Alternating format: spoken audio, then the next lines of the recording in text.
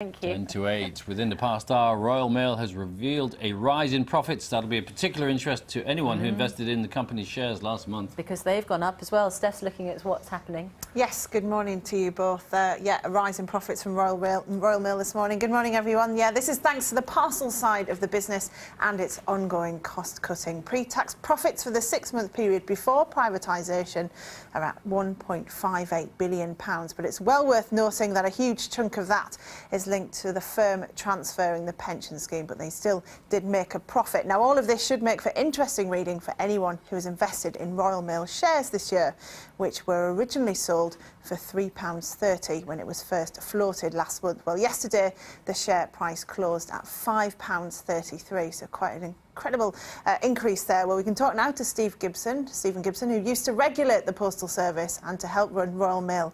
He now looks at the industry with SLG Economics. Good morning to you, Stephen.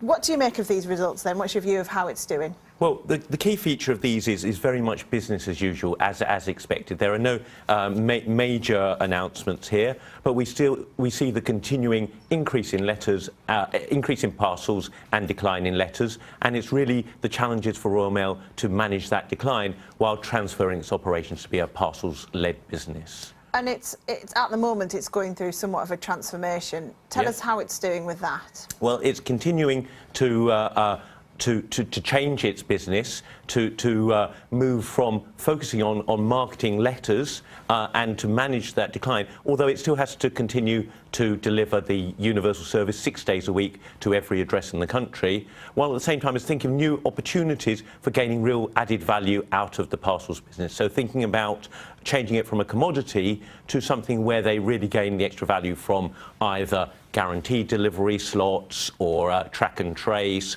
or signature on delivery or all those other ways where it can make more money out of each individual parcel that it handles. There's still a lot of chat about whether it was undervalued when it was first floated, £3.30 a share. Then it's now at £5.33. What's your view on that?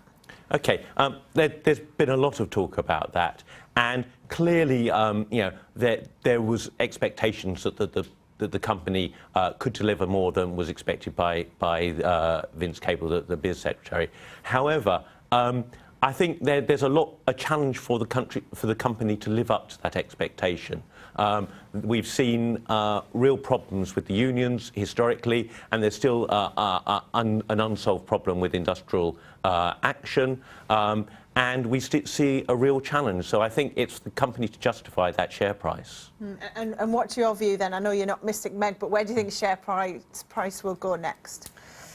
Well, I think the initial froth has very much died away now. I don't think we're going to see another major increase. I don't want to predict where the share price will end up to, but I think the company really has a challenge to live up to that £5.33 closing price yesterday. OK, Stephen, well, thank you very much for your time this morning. That's it for me.